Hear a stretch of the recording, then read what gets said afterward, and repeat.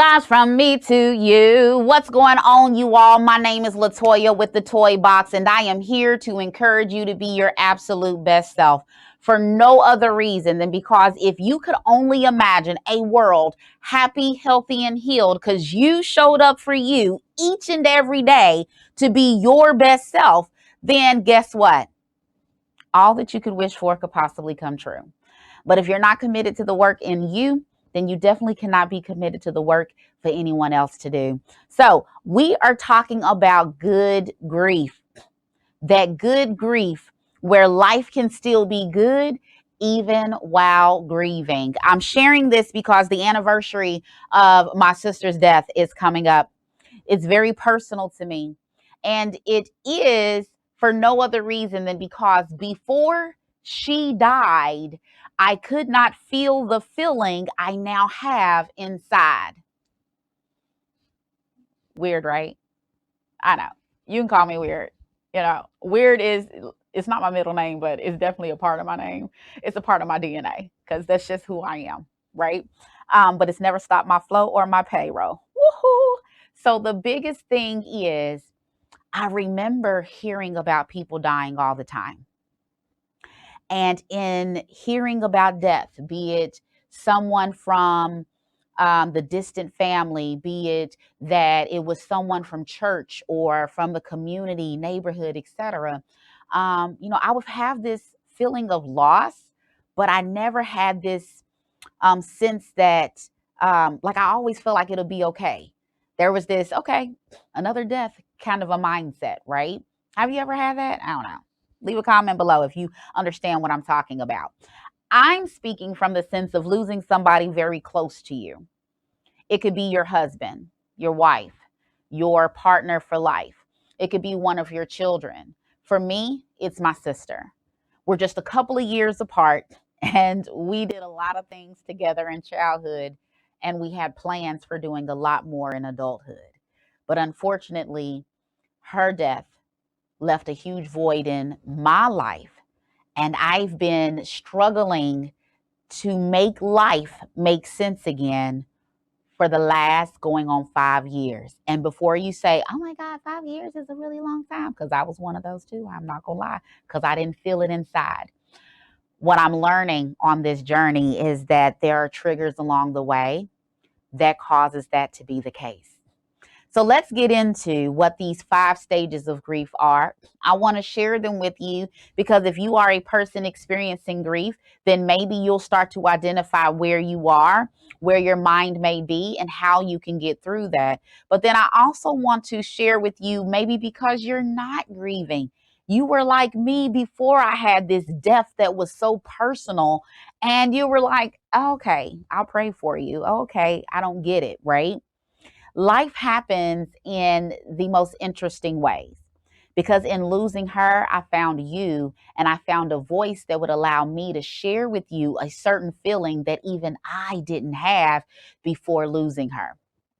So let's get into what these 5 stages of grief are.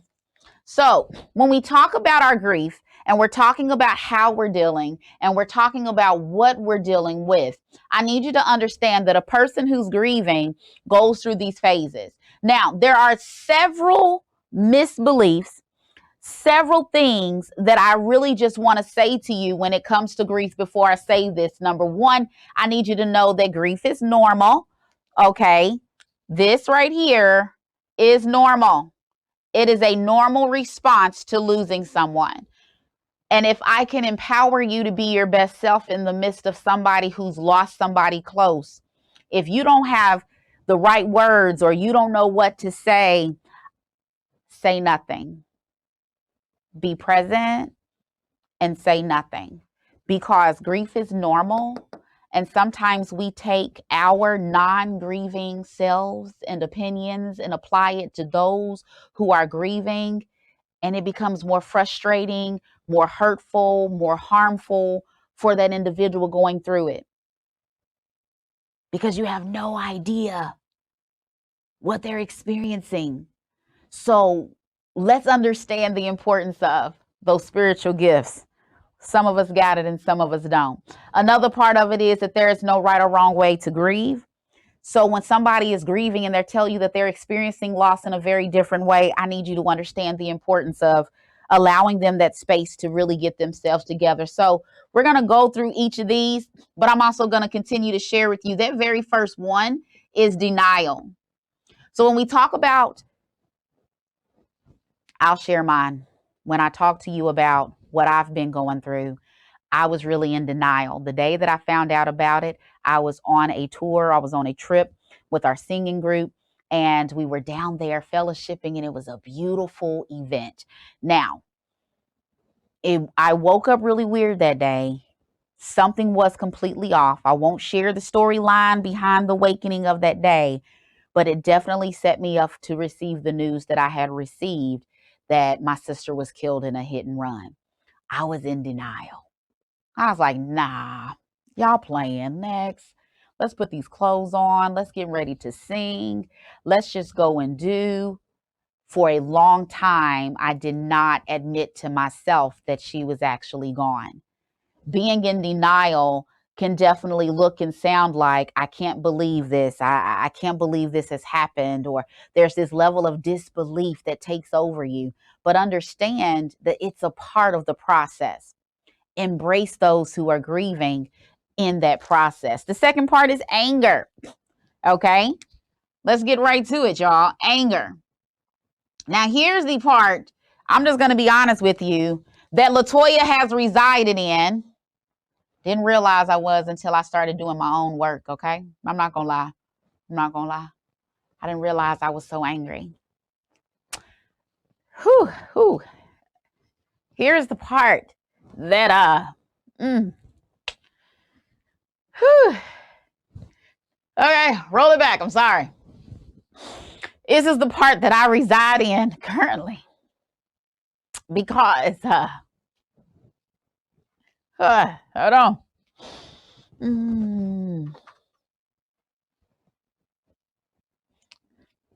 It comes a time when you realize that this is exactly what it's going to be. I'm so sorry, y'all. But what I'm saying to you is, when it comes down to the work, I blamed myself, my family. I blamed God, y'all. I really felt like it could have been anybody else, anything else. It could have been me, not her. Because she was on a part in her journey that was so beautiful. And it came at a time where she was going to start to blossom. I'm so sorry. Y'all, will be back. Give me a second. Oh my God. Positive vibes from me to you. I am LaToya with the Toy Box. Join me bi-weekly on the Plug Network online. That's Monday nights at 7 p.m. ready to do your work. Imagine a world happy, healthy, and healed because you showed up for you. So stay plugged in.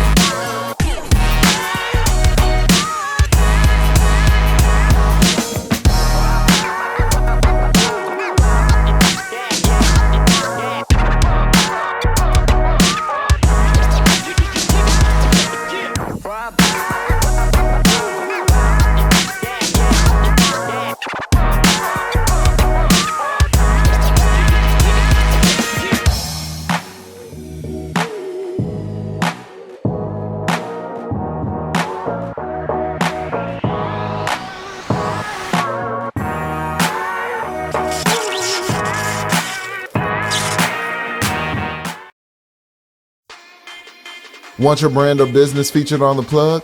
Advertise with us at plugnetworkonline.com. Again, advertise with us at plugnetworkonline.com. We got the eyes that are looking for you.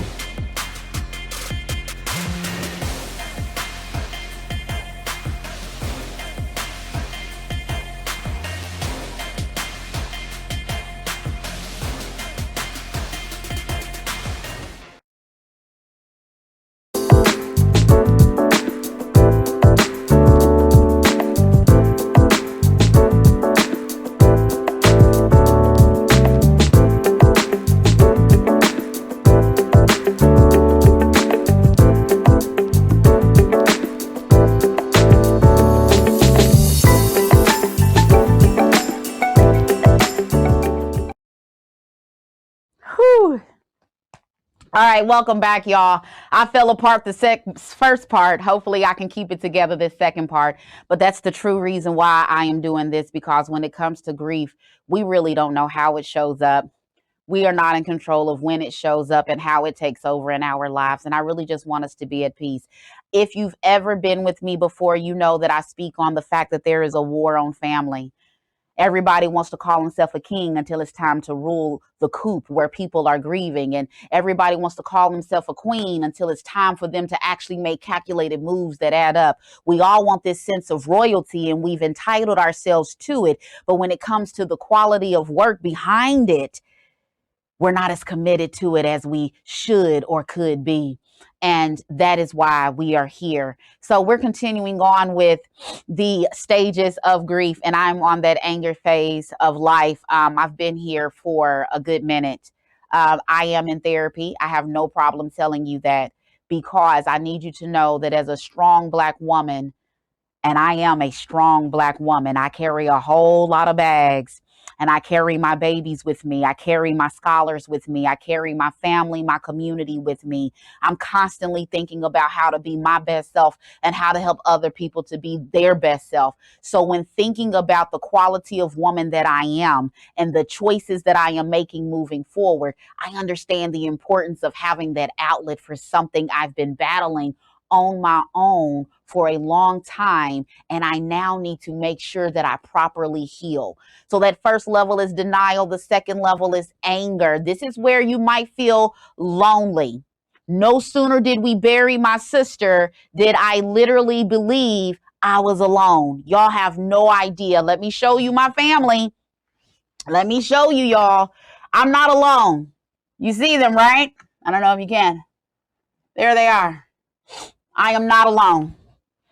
I have a mother who's grieving, a father who is grieving their daughter. I have sisters who are grieving. I have a daughter who's grieving her aunt. I'm not alone. But I had that feeling that I've had anxieties, very anxious. She was killed by a car. So imagine having to get in the car and continue to drive and having to block out the thoughts of dying in a car in your mind every time you're behind that wheel. Multiply that by the number of people who have lost a loved one by cars going too fast, cars driving recklessly, not cars, people driving the cars, being reckless, right? And I'm always thinking, what if things were different? What if this car wasn't going too fast down the road? Would she still be here, right? This feeling of anger comes up when holidays come around, her birthday comes around, special celebrations that we enjoy together. It's going on 5 years in a couple of days for me. And it's like, dang, I'm 5 years of my life you've missed so much. Like, I know you here spiritually, but physically you're not. I'm angry. I have frustration because there's so much I want to say to her and so much I want to do. And sometimes I just want to hug because she gave the best hugs in the world. And I've rejected hugs from people most of my life since losing her because it reminded me too much of her. So when I tell you that grief waves come and they go, they do. But I'm also saying that you can move forward.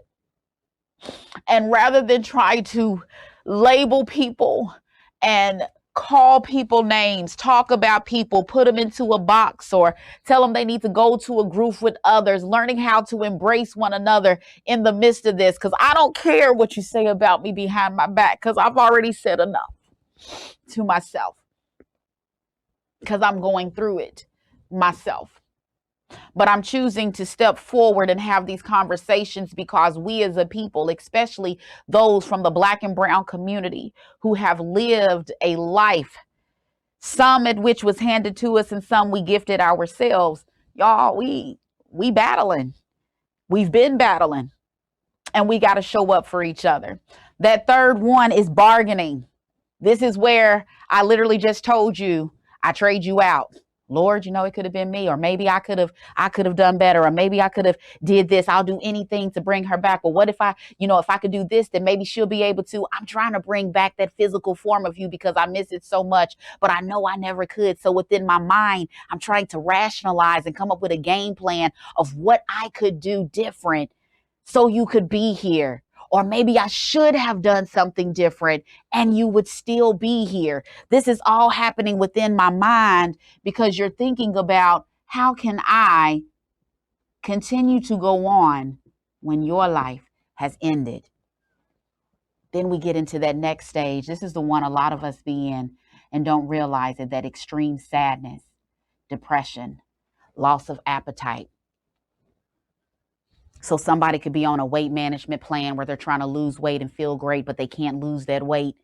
Or maybe they're eating too much. We're very judgmental, so we automatically assume we know what's going on in a person's life without even having quality conversations with them. We need to dismantle the labels with assumptions under it, right? Because maybe that was their coping mechanism. Maybe it was something that was taught to them, unhealthy, obviously, but at the same time, until they learn a better way and until they are activated to do different, how can they be different? Depression sets in where you have these periods of extreme low. So what does that look like? There was a day I got up, sat up in my bed, and I cried. And I literally remember saying, I do not want to get up. And I literally remember rocking myself out of that bed and saying, but I have to because my babies need me. I was so low in that moment in my life. And y'all, this was like a month ago. It was like a month ago because I knew what was coming. So the anxieties of her death date was coming up. So for me, it was hard just going into the realization her birthday's February and then her death date is in April. So for me, there is this period at which in my life where I literally have to have an activated plan to be my best self. I'm saying to you all, we go through these phases up and down. There's no guarantee that somebody's going to be in one longer than the other.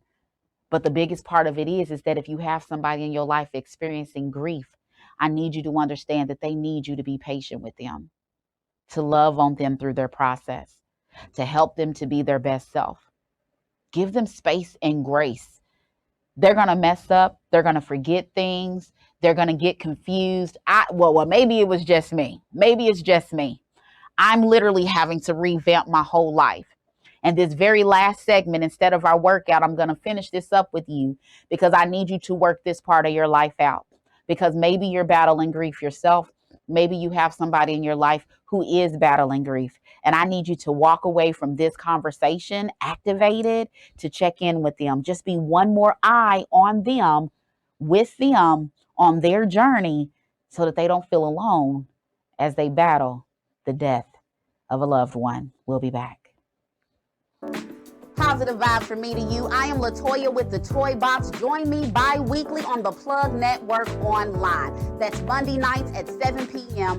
ready to do your work. Imagine a world happy, healthy, and healed because you showed up for you. So stay plugged in.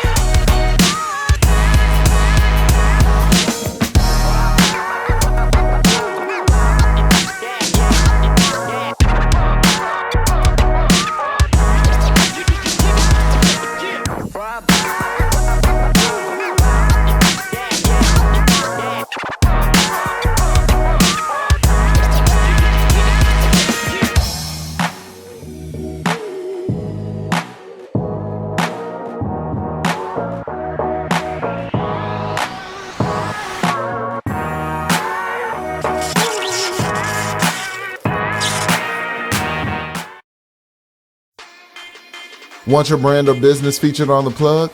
Advertise with us at plugnetworkonline.com. Again, advertise with us at plugnetworkonline.com. We got the eyes that are looking for you.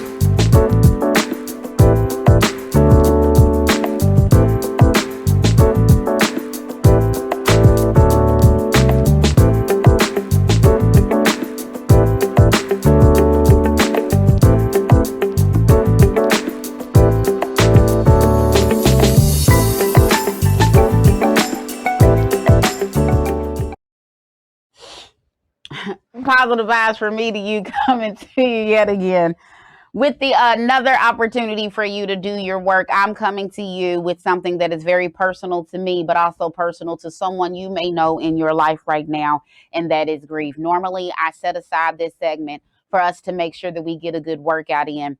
But one of the things that I'm realizing with every day that passes is that that mental and emotional piece matters so much that there's absolutely nothing you can do in the physical realm of life that cannot be undone by your mental and emotional pieces. So when I speak about fitness and I'm talking to you about personal wellness, I need us to make sure we're committed to that. If you look at my board, I went ahead and threw my scribbles up there to make sure we got through it all and that you understood it for yourself, what that needs to look like for you. We're talking about those 5 stages of grief. I've given examples when I was in denial. I could not believe that my sister had passed away. I could not believe that she had died. I could not believe the news that I had received when I was out of town, having a good old Christian fellowship with so many different churches down south, having a praise anointing. And here we are getting news that my sister's gone. I was in denial. I can't believe that this is my reality. This isn't true. I literally thought that when we got on the road and I got home, it was like some bad joke. Anger. Yes, it's highlighted with the scribbles because at first I didn't realize I was angry. People would ask me and I'd be like, "No, I'm good. I ain't angry. Like I'm straight. I know God got him. Even though we may not know who did it, God knows that was me. I'm not going to lie. But guess what? I'm realizing that along with that word anger are so many other words like loneliness, so many other words, frustration, so many other words. I was in shock. So many other words where I'm literally looking at life and I am questioning so many different things. When we talk about our anger, we're talking about how do we help ourselves to be our best selves? Why me? I'm working on being my best self. Why me? I'm trying to do something good in my career. Why me? I'm trying to be a good mom, a good husband, a good wife. Why me? I'm angry because this thing happened at a time in my life where things were supposed to be different. She and I were supposed to be traveling together. I'm angry because I love to travel and I've slowed down that passion and love of mine because it was something she and I were supposed to do in this next chapter of life. And now I have to settle for a version of traveling with her that's not true to what she and I had planned to do. I'm angry. Another phase is going into the bargaining where I'm really just thinking about, well, if I could just do this, or had I not did that, maybe if I had spent more time with her, maybe if I didn't go on that trip, she'd still be here. As if somehow I magically had a wand that would keep her from the danger that was coming her way, going through depression, having that extreme low. You're running on fumes, don't know where to go, how to do, and what you need to do in order to get up each and every day. But I know that I got to do it because my babies depend on me. I'm running on fumes for no other reason than because I know I got to do it, not because I got it in me to do. Those extreme lows, those pits will come. Then what do to get yourself up? Then you get to the last phase where you begin to just accept it for what it is. This acceptance doesn't mean that you somehow magically are 100% okay with the fact that you've lost this person. Acceptance is more of saying, good grief, I can move forward with this loss. I can move forward with her death. I can continue to learn and develop myself even though she's gone. I can accept her death so that I can learn to accept my life. And that's the hardest part for me. It isn't whether or not they find the person who did it. For me, the hardest part is accepting that the things that we plan to do, I now am doing alone. The things we said would happen, we talked about sitting down watching Criminal Minds. Don't judge me. Literally, I'm doing alone. Having to accept that moving forward. So I want to empower you to be your best self. If you have a story of some sort where you can share with us in relations to your grief, how did you go through your grieving process? I would love to be able to share that with our following, those who are here. If you want to be able to come on the Toy Box and share, that would be great as well. But there are several things that I wanted you to know before time got away from us. And I am going to talk about meals because you know I love food, so we can't get away from that.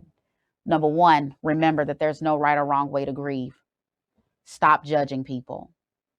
We really need to stop doing this. You don't know why a person said or did something. You don't know what's going on within their invisible backpack. So please do not look at them sideways, side eye, anything. God tells us that the greatest commandment is love. Offer love. I need us to embrace each other with love. A loving hug from my coworker is exactly what I needed in this moment when I broke down on this set with you all. But at the end of the day, there wasn't a conversation or a look of judgment or shame because, oh my God, I can't believe you just broke down on the set. It was, let me offer you this love right now because I can tell you need it. There's no right or wrong way to grieve. And don't let anybody tell you that. No one has a right to make you feel inadequate in your own skin. And as you go through your process and you find a healthy way to deal, you keep pushing, you keep growing, you keep encouraging, you keep showing up for yourself every day. Stay committed to your journey. I need you to know that there's a healthy way and there's no specific timeline, you all. It's 5 years and I shed tears and I broke down just telling you the story. I literally am cleaning up areas of the house and I found old pictures and it caused me to cry because I remember when the pictures were taken. There's no timeline to grief, but like it says, I can move forward. I need you to understand that not everybody experiences every stage of the process. Some of us may go from denial to bargaining to accepting. It is what it is. All right, I can't believe it happened. Oh my goodness. It should have been me. I would do anything to trade places, but you know what it is, and I'm going to keep it moving. Depending on the life that we've lived leading up to this would definitely help to determine that and whether or not we're equipped for when grief comes into our life. And if you don't have an outlet, I'm always telling you to go talk to a therapist, have somebody in your corner who you can have that quality conversation with. And last but not least, let me go ahead and give you that meals because I need you to take care of yourself, move daily. I need you to eat clean. Okay, whatever that looks like for you, I need you to do that for you. And then I need you to accept feedback.